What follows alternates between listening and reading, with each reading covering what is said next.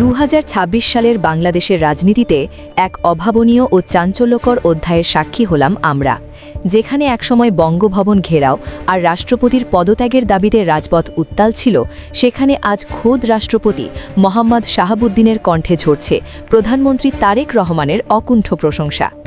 কালের কণ্ঠকে দেওয়া এক বিশেষ সাক্ষাৎকারে রাষ্ট্রপতি কেবল প্রধানমন্ত্রীকে সৌহার্দ্যপূর্ণ বলেই ক্ষান্ত হননি, বরং অন্তর্বর্তীকালীন সরকারের সেই ১.৫ বছরের অস্থির সময় নিয়ে উগরে দিয়েছেন নিজের জমানো সব ক্ষোভ। রাষ্ট্রপতির ভাষ্যে উঠে এসেছে ২০২৪ সালে সেই বিভীষিকাময় অক্টোবর মাসের কথা।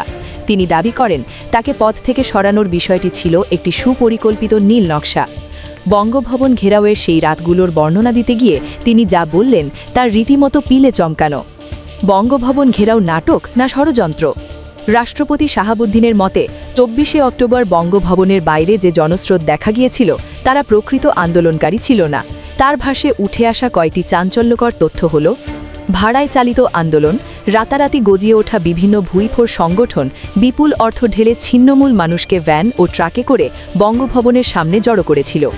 ক্যামেরা নাটক, এক নারীর কাঁটাতারের বেড়া ডিঙিয়ে ভেতরে ঝাঁপিয়ে পড়ার ঘটনাকে রাষ্ট্রপতি সাজানো নাটক হিসেবে অভিহিত করেছেন, যা করা হয়েছিল কেবল ছবি তুলে তাকে চাপে ফেলার জন্য।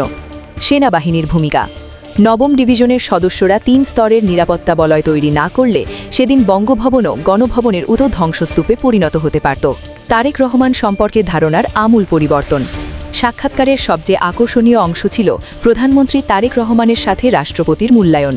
তিনি স্বীকার করেছেন যে একসময় তারেক রহমানকে নিয়ে তার মনে অনেক দ্বিধা ও কৌতূহল ছিল, কিন্তু সংকটের সময় কয়েক দফা ফোনালাপের পর সেই ধারণা ১৮০ ডিগ্রি ঘুরে গেছে।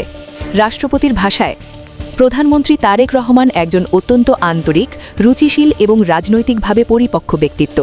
আমার জীবনের সবচেয়ে কঠিন সময়ে তিনি এবং তার দল যেভাবে সংবিধানের ধারাবাহিকতা রক্ষায় অটল ছিলেন তা সত্যি প্রশংসনীয়। হি ওয়াজ সো কর্ডিয়াল। রাষ্ট্রপতি আরও জানান, সেই ভয়াবহ রাতে তৎকালীন তথ্য উপদেষ্টা নাহিদ ইসলাম তাকে ফোন করে আশ্বস্ত করার চেষ্টা করেছিলেন, তবে শেষ পর্যন্ত বিএনপির ইতিবাচক মনোভাবেই তাকে সেই সাংবিধানিক সংকট থেকে উত্তরণে সবচেয়ে বড় সাহস জুগিয়েছিল। দীর্ঘ ১.৫ বছরের ঘটনাবহুল অধ্যায় শেষে রাষ্ট্রপতির এই স্বীকারোক্তি এখন দেশের রাজনৈতিক মহলে নতুন এক আলোচনার জন্ম দিয়েছে। রাষ্ট্রপতির এই বিস্ফোরক সাক্ষাৎকার এবং প্রধানমন্ত্রী তারেক রহমানের সাথে তার এই নতুন সমীকরণকে আপনি কিভাবে দেখছেন? এটি কি দেশের রাজনীতিতে দীর্ঘমেয়াদী স্থিতিশীলতার সংকেত, নাকি কোনো নতুন মেরুকরণের শুরু? আপনার মূল্যবান মতামত কমেন্টে জানান।